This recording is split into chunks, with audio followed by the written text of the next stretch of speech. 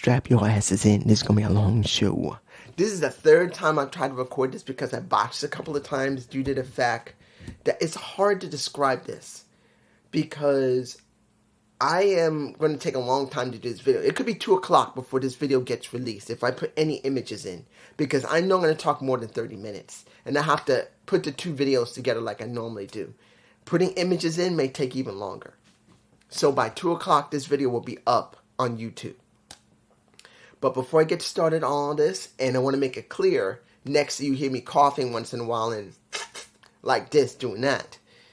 I'm going to say this now, that I might miss something. So if I do miss something, just ask me below what I thought about it. But more importantly, I want to talk about CM Punk now. Now, I know people already asked, so what you think about CM Punk? And I've already said that I'm going to do a Gump report. And a few people tried to be slick about it, trying to say, oh, what did you think about CM Punk? This is a great show. 1 or 2 people acted like they saw my video, but then they're asking me about CM Punk when they know in the video I said I'm not going to do anything until a Gump report. They're trying to be slick about it. I'm not answering you. But I got to say this about All Out when it comes to CM Punk. No one cheered for him, called his name. No one booed for him, called his name. No one acted like he was even there. Flat out, the entire show showed no signs of anyone in Chicago, his home turf, missing CM Punk.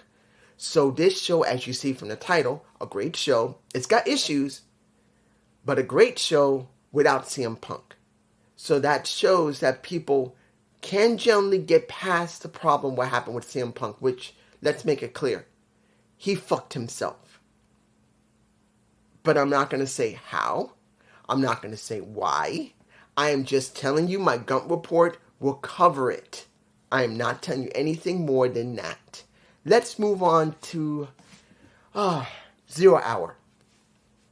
Now, the over-budget Battle Royal. Now, they were giving away $50,000 for Chicago. Well, they were giving $50,000 for any charity that any of the wrestlers wanted.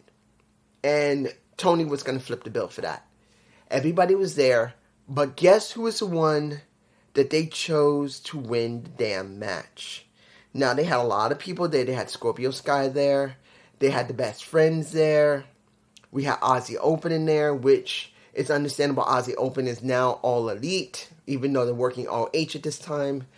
You saw everybody else. But there was one person that showed up last. And I didn't think he'd be the one to win it. I thought maybe Scorpio Sky might be the one to win it. No. It was Hangman Page who came out. Hangman Page made it to the end with just Brian Cage. Going all the way to the end because the Mogul Affiliates made it to the end almost. Brian Cage was the last member of the Mogul Affiliates who managed to face Brian Cage. The reason I'm botching here is because there's got to be a reason why they did that. It's obvious. There was a reason for Hangman Page to win that Battle Royal. They wanted him to win it because of all the craziness that was going on with you know who. So he won, and they're donating to the Chicago Educational Fund. Well, Chicago Education. And they were trying to promote that. I am saying this briefly. Tony made that call. I'm making this clear. You know that this wasn't just Hangman Page just winning it. This was Tony's decision. Tony Khan made this call. Whether you agree with it or not is not the point. The point is that this Battle Royal, giving some money to Chicago, was his call. He wanted to give it to them. If it was for the controversy or not, it was his call. Let's move on. Now, this match, I believe, did not need to be on the show. Diamante, Athena, and Mercedes Martinez versus Sheeta, Willow Nightingale, and the hometown. Look, I love Sky Blue. I do. But who do I think is the best wrestler amongst all the 3? Athena. Who do I believe has the most popularity and appeal? Willow Nightingale. Who has currently been working with the OGs? That's Hiro Kushida. She's been working with Britt Baker. You would expect something to be there. No. It was an okay match, but it was about Sky Blue winning. This was catering to Chicago. Just like what happened with Chicago, the beginning of the show, they decided to do it again. Do I believe it was the wisest thing to do? I can't tell you yes or no. I can't. It's going to give good publicity. There's no lie about it. But do I believe it's going to help any of those women? No. This was a trios match that didn't really have a story unless it's on ROH. I didn't see anything. Now, let's go to the trios title match. Acclaim versus Jeff versus Singh and versus Jay Lethal.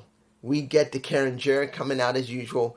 I don't know if I got a shot of her showing her titties. If I do, I'll throw it in my face. She wearing a silver dress and it was low cut with some titty. Now, you got Daddy Ass basically saying to the ref, there's a problem here. You're not my favorite ref. There's only one ref I like. Sorry, Karen. Calls out Alicia Edwards. Now, a lot of people don't like Alicia. I'm going to be honest here. I'm going to tell you this. When it comes to the refs, I don't normally pay attention unless they're in the storyline. So, whether you like Alicia Edwards or not, being Earl Hebner's daughter, because she is Earl's daughter, just like Brian was, she's got that spot. Whether you agree or not is not the point. The point is she a distraction? Does she do her job? In the most part, yes, she does. She does do her part. She does do a job. Does she do it great? It's okay. I don't pay attention to her. She just does what a ref does. So other people I know just can't stand it. The Slug Daddy can't stand Alicia, I don't believe. But honestly, she did what she needed to do.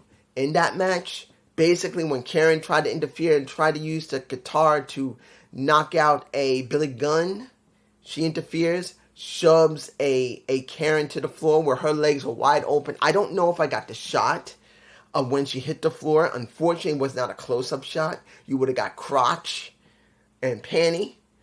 I don't know it's there. I think I got the shot. You'll be able to see it. Maybe I might zoom in a little bit. Maybe. If I got the shot. But essentially, when it was all said and done, the Acclaim retained. There's no problem with it. I'm not surprised. There's no way they're going to drop the Acclaim. They're too damn popular, and I love them myself. There you go. Opening match. Now, here's where there's a problem of the show. You had the Battle Royal. You had the women's trios. You had the men's trios. And then you have the ROH men's tag. You had way too many all back to back to back to back. You have 3 matches that had a huge amount of people in them all at once. Instead of breaking it up and having a singles match, you had the Battle Royal, then you had the women's trios, then you had the men's trios, now you had the men's tag. Which, to me, was not a very good flow to the show. But since Chicago crowd was so hot, they were loud, they were happy, they were obnoxious when they wanted to be. It didn't hurt the show too much, but I have to bring it up for people who are that type of fan who doesn't like something that's the same or really bunched up like that. I gotta tell you, you're gonna have the Battle Royal, then you're gonna have 2 trios matches, then you're gonna have the tag match. You may not like it, so I'm just warning you. Now, when it comes to the ROH title, it was more theatrical than it was to be a match. Now, it doesn't mean it was a bad match, but it was more about the story about MJF and his jack neck. Because, yes, you did have Reynolds, who did train MJF. He did train him. He admits it. Then you have both Reynolds and Silver, who, I gotta say this about Silver, he needs to go to Impact Wrestling. I'm being honest here. Yes, you already got Alan Angels, and I don't know if he has a long-term contract with Impact Wrestling, but if you had the choice between having Alan Angels and John Silver, I want to swap. I want John Silver on Impact and Alan Angels on AEW. I believe that would be a better fit because he's way charismatic, such a small guy that has a huge amount of power. I think he would be very interesting in Impact. But they knew Adam Cole. So that was the story, that they knew Cole. They can't believe that he's with MJF, and MJF has a jacked neck. Now, MJF was playing around with them until he got his neck jacked and then had to be taken to the back, especially after he got nailed in the back of the neck with a chair by Reynolds himself. And most of that match was about Adam Cole trying to keep the match alive until MJF came back, which he did. He did the kangaroo kick, and they managed to win. But here's where it gets interesting. When it was all said and done, and he's complaining about his neck, and he's in such pain as they're going back, Samoa Joe decides to come out for his match. Joe versus Shane Taylor. And Joe shoves he shoves him, pissing his ass off, MJF. And instead of MJF wanting to just walk away, he goes, fuck that shit. I'm going to charge at Samoa Joe. And Samoa Joe tries to choke his ass out and did a little bit. And then they had to separate them before the match happens. Which kind of feels like it was added on the last minute to indicate that MJF now needs a new challenger. There's no CM Punk. I have to mention his name. So maybe they want to have a program with... Really, it would be interesting to see if MJF can deal with a Samoa Joe, who is legitimately a legend in all age, just like Adam Cole was. Legitimately the same type of legend who put literally all age on his back, along with a CM Punk. They both did. But he has been more memorable on the independents and Impact Wrestling than anywhere else. So this would be interesting to see what will happen. Now, here's where it gets interesting. Out of all the singles matches here, this was the second best match of the night for me personally. It did not have story. Let's make this clear. This was all pure, rough, tough, hard-hitting, 300-pound guys. One 310 in Samoa Joe, one 330 in a Shane Taylor, going at it. These were super heavyweights that are both very fast on their feet. That's what we got. No story at all. Nothing. And that would be a detriment to most people. Others, they'll say, I don't give a damn. That was the best damn match of the night. For me, it was the second best match. I gotta say it. It was the second best match of the night. Hands down, I did enjoy quite a lot. In the end, Joe won. Of course he's going to win. I don't expect him to drop that damn title for a while. But knowing there's a good chance he will work with MJF, I do believe that he will be shown on Dynamite and Collision a lot more to deal with MJF. And there's no problem with that because we need a new challenger for MJF anyway. Someone he hasn't met before. Someone who can talk. Someone who can wrestle. Someone who's going to be as rough as possible to really push him to make him a even more interesting face. In-betweener, actually, more of a tweener more than a face. He's still a damn cheating bastard. Next, the TNT title, Luchasaurus versus Darby Allin.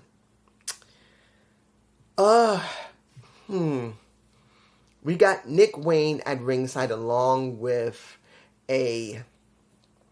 let me give you this way.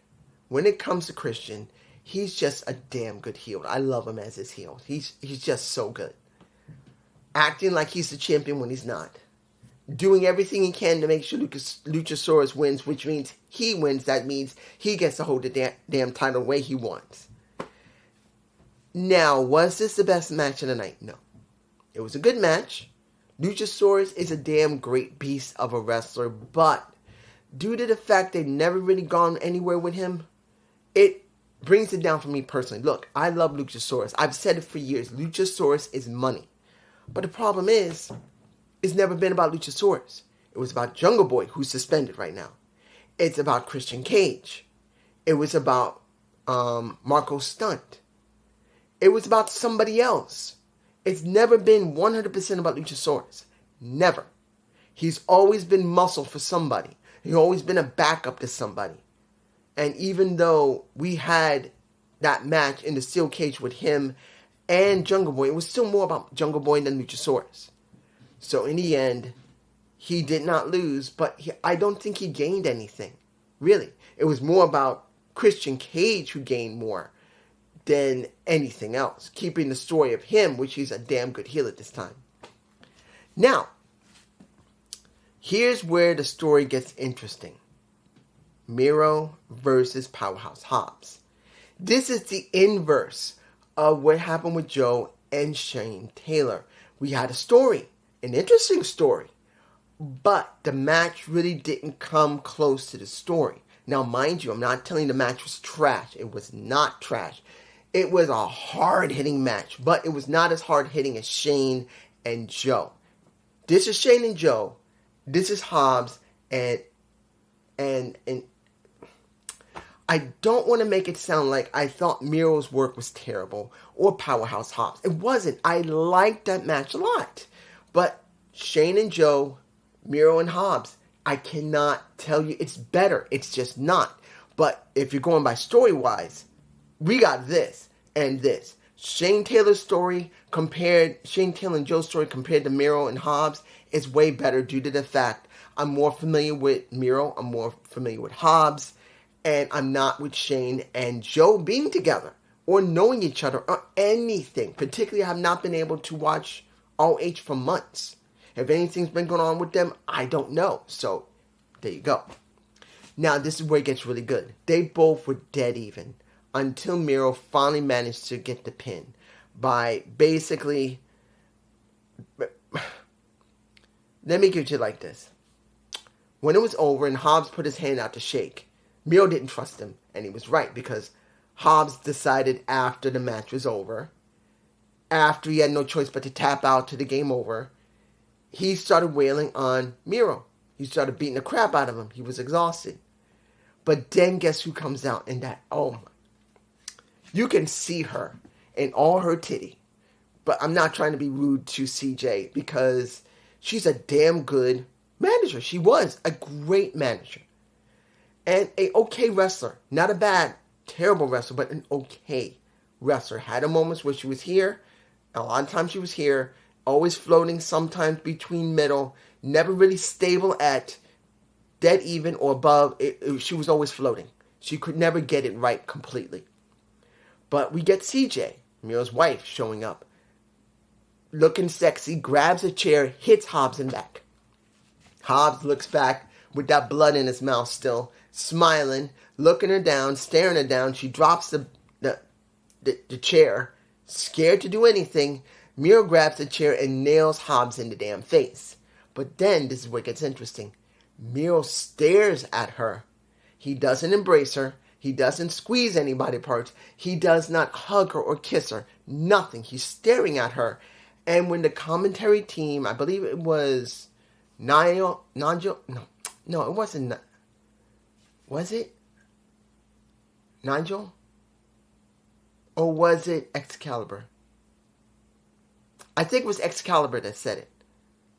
That Miro said he gave up everything he cared about, including his wife, to become as dangerous as he is. He's staring at her, but he doesn't embrace her because he gave up everything. He gave up his God, he gave up his belief, he gave up his hot wife, he gave up everything. Give me your hot wife.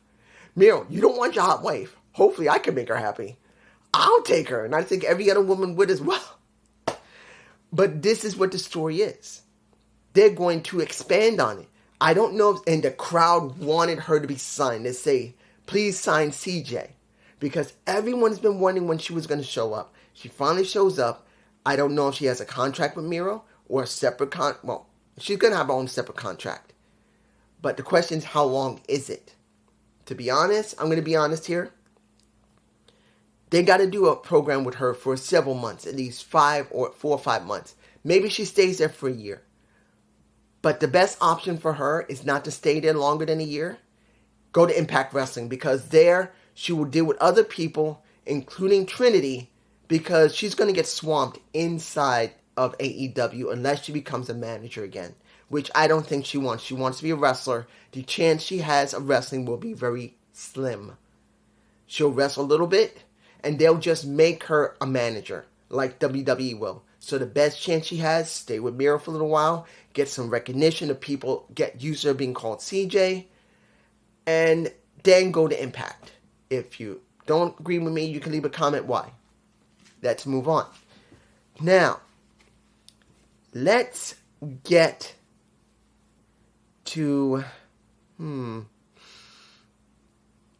how can I say this?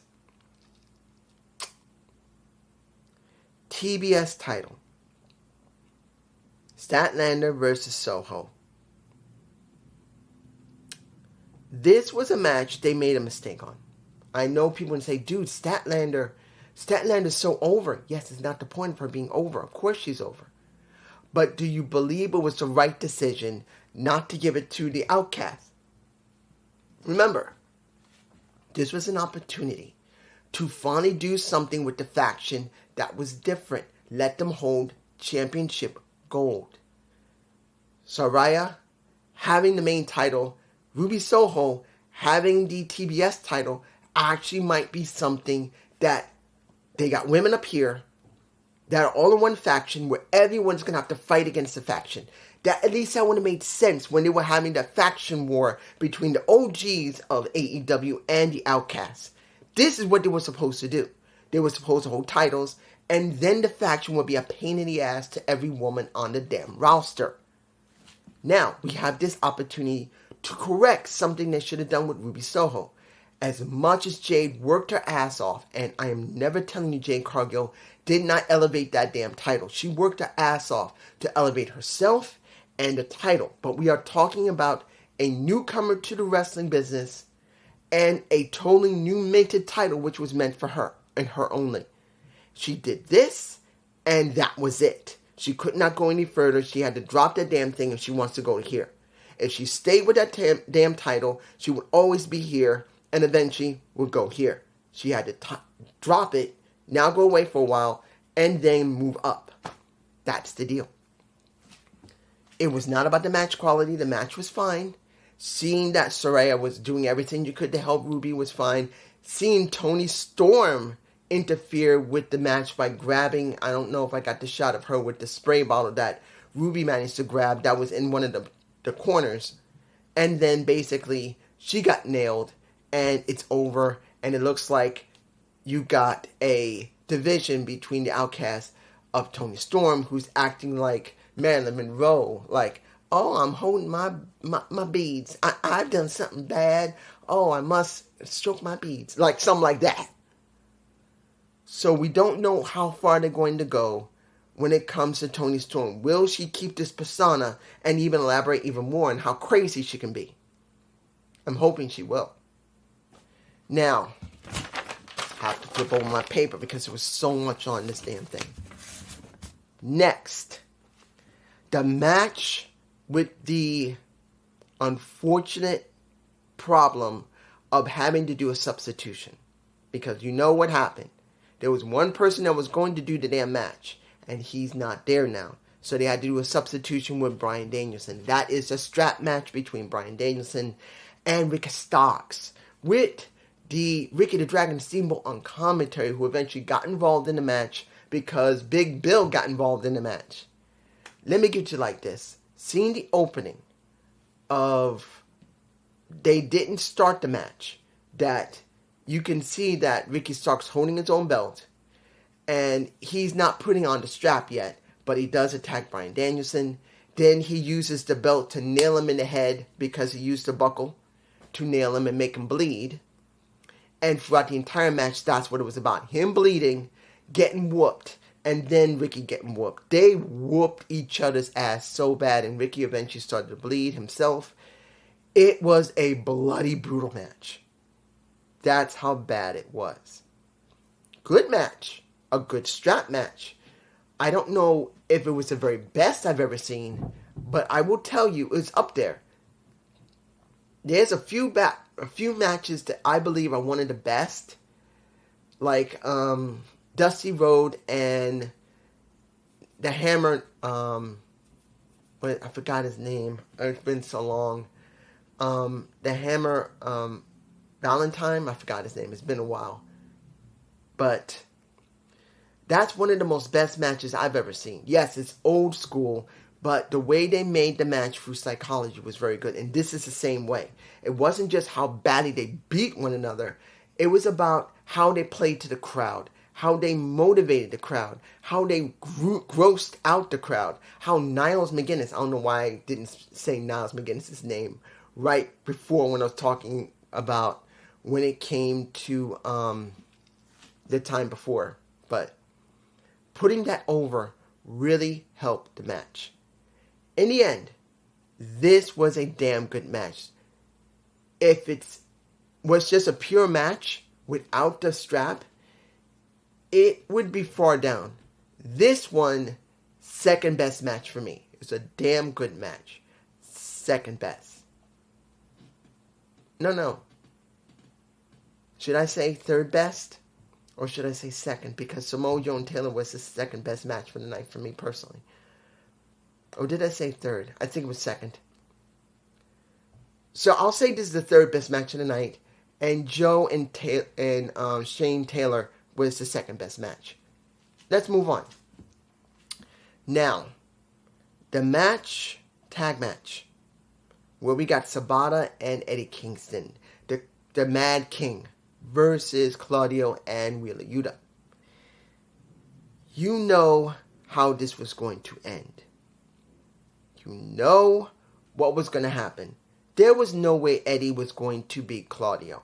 Eddie got pinned by Claudio. There was no way. It was none.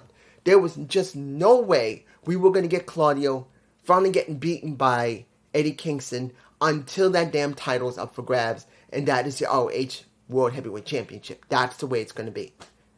Now, it was a good match. Sabata's a very unique wrestler. From what I've learned and understood from Sabata, when he actually did his matches in Japan, in New Japan Pro Wrestling, you already know that they are very stiff in New Japan. But he was way more stiffer than anyone. That's the reason why he had the hematoma in his brain.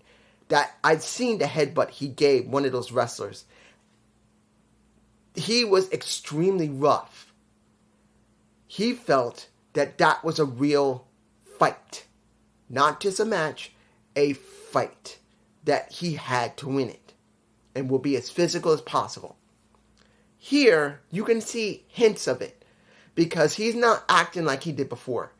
From what I understand, he's scaled back a lot. He used to be like this. He's gone here. To have longevity, he had to scale it from here and pull it back. That's maybe near half of what he used to do. Doesn't mean he doesn't still do a lot of what he used to do. It's just not as hard hitting. And basically, you could see it. And pretty much, it was a good match. Like I said, Claudio had to beat him. There was no way that Eddie was going to win. But the question is going to be, when are they going to pull the trigger on Eddie? And to be honest, for me personally, I want to see Eddie on Collision. I want to see Eddie, not going to be agreed by everybody, but I would like to see Eddie as the face of Collision. Yes, that's a hard thing to say, but Eddie is so over. If it's not Bryan Danielson, I wouldn't mind seeing Eddie Kingston. Let's move on. Kateska versus Kenny Omega. Now, this match is, for my favorite match, it's going to be the strap match. Flat out. That is still third position. Now, if I have to see this objectively, also in that third position is going to be this match. When it comes to Kateska and Kenny, they whooped each other's ass from one end to another. They did each other's moves like crazy. Now, I'm going to say this honestly, where most people might be alright with most of what happened in this show. When it comes to this match, I know for a fact there's going to be many people that are just not going to enjoy it. They're not. Not because Kateska is a bad wrestler or Kenny. It's due to the fact they're so similar in their styles, since they both worked in DDT and Kenny worked with him for quite a while. You can see their styles are very similar and they're not going to 100% like it. But Had to repeat myself because the camera clicked over. But for others, they'll tell the differences because there are differences between Kateska and Kenny, particularly with the Don Callis by Kateska's side, which he was involved in a lot. He even tried to hand him and did hand him, well, placed strategically the seeing that Kateska had that screwdriver and the ref grabbed it from him was like, it had to happen because there's no way they're going to let it end that way. But it was typical. There was no way they weren't going to try and go there. I knew they were. They telegraphed it a while ago, the way that Don was acting. But it was Kateska who won the match. Clean. Other than what happened with that screwdriver, he won it clean. Now, I'm not sure if anyone's going to agree with it, but to be honest, this really helps Kateska. It's going to give him more to work with. It doesn't mean Kenny's done yet. The story's not finished until Don loses his family and he's by himself. That's what this is going to come down to. Because if Will Ospreay does go to AEW, I do believe Don Callis is going to be in his corner as well as Kateska. That's what I believe. The 8-man tag. Now, here's where I wish they did not put this on the show. I'm telling you now. I wish they had not put this on the show. Not because it was a bad match. It was because it was nearly 11 o'clock by this time. I think it was, 10:48 when that match started. And it wasn't the match quality that was bad because the Bucks with FTR was good. The story that they had together, because they're still rivals to one another, FTR was finally put over by the Bucks. Now they're considered number one, the best. Bucks are not happy with that, even though they team together and they have some level of respect. They just don't like each other. The fans hated each other, just like when it came to Miro and Powerhouse Hobbs. I didn't say this. They said, they talked about the meat, because there's a new, there's supposed to be a new mode in AEW Fight Forever. That's meat mode or something. But they're saying, we love meat. We want meat. Meat forever. That is what they kept saying. And I'm going like, what the fuck is that? And then when they said AEW and the Fight Forever, because I haven't played the game. Then I said, oh, now I get it. It's because there's a mode on the game and they're comparing it here. No problem. I get you. I feel you, baby. I feel you. And that just makes me want to try and get Fight Forever. I don't really play games much. I'm not a big gamer. I'm just not. Next to my computer not being very powerful. I got a laptop that's, an 8th gen i7 with 1060 graphics. No, a 1060 Max Q graphics. And it's an older refurbished laptop that I had to cut the turbo on it because I didn't want it to overheat. It is not a fast computer. It is a power-hungry computer, and I can't play high-end games right now until I get something. But I understand you. I feel you.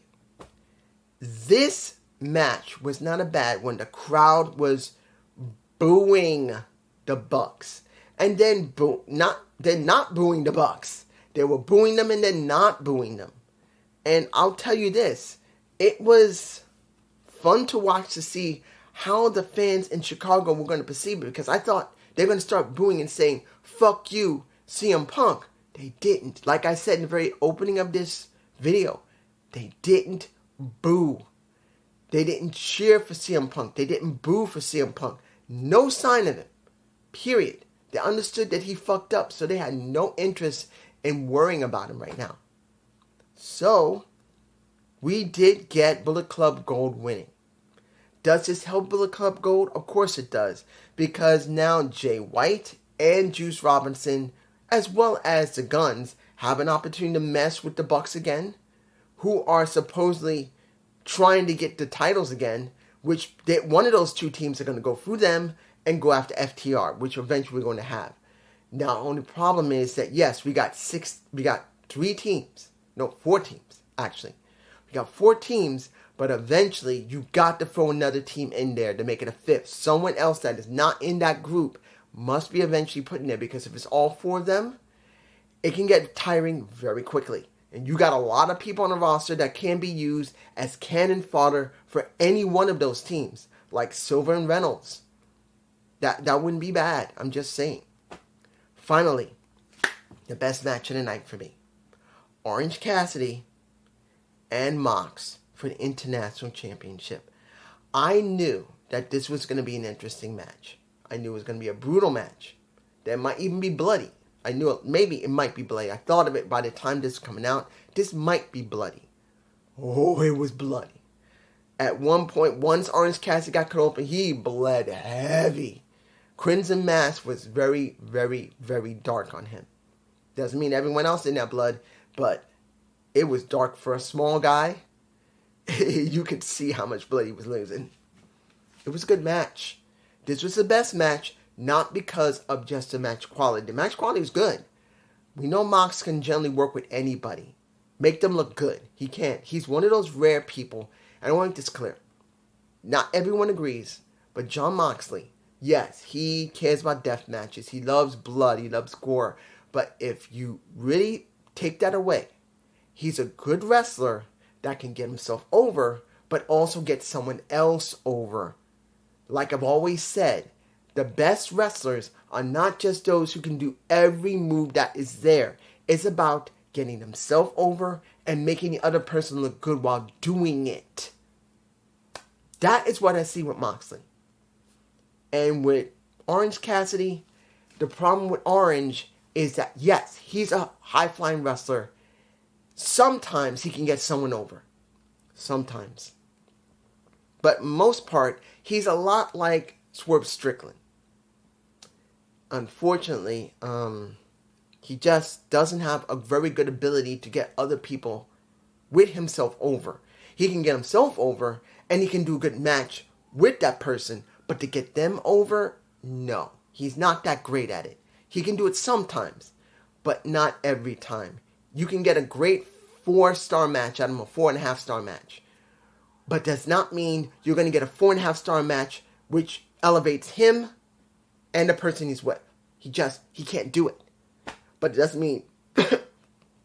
Got gas. Sorry. That made me cough. Let me give it to you like this. The opening was good. Orange Cassidy being nonchalant, that shows psychology. He understands psychology very well. So does Mox. Both of them understand psychology very well. Both of them can go well in the ring. Both of them bled to a certain extent. No, Mox didn't bleed, but I'm just saying in general, both of them have shown that they can both keep working even if they're bleeding. But this match, obviously, Mox was going to win. There was just no way I was going to see Orange beat a Jon Moxley. If he beat him, then I know for a fact that they made a big mistake. He had to drop that title. It's time for him to move on. He defended it 22 times, and he elevated. There's no lie. He made that title mean something. And it was time to drop it and move on. Maybe TNT, maybe to the world title going up against MJF. It doesn't really matter. But I know for a fact it was time for him to drop it. And I knew Mox was going to beat his ass. 2 Death Riders. And seeing him go like this. That was the end. Mox is a new champion. And now when we get to Dynamite, the question is going to be, what is Orange Cassidy going to be doing? I botch here because, to be honest, what is he going to be doing? He'll be on TV. Does he need to be on TV? No. I want to see Orange go off TV for a while because he's done defenses in and out. I want him off TV for a couple of weeks, easily to a month. Have him off TV so when he comes back, you can keep him with the persona he has, where that title means absolutely everything for him, and you're going to see how determined he's going to be to get the International Championship back, and then lose it again to Mox. That's what it should happen. But until then, let him get so caught up and wanting to get his precious title, his precious. That is what I want from Orange Cassidy. But that's just me. Was this a good show? Yes. Was it too long? Yes. Did it miss CM Punk? No. Did the crowd scream for CM Punk? No. Did they boo for CM Punk? No. They just acted like they normally did at a normal pay-per-view in Chicago. They were excited, they were rowdy, they were loud, and they were fun. That made the show for me personally. That is why I said a great show without CM Punk. And I hope you enjoy this All Out review. Please give me a comment below. I don't know if I'm going to put images in here. This thing's already going to reach 42 minutes or something. Maybe. Peace.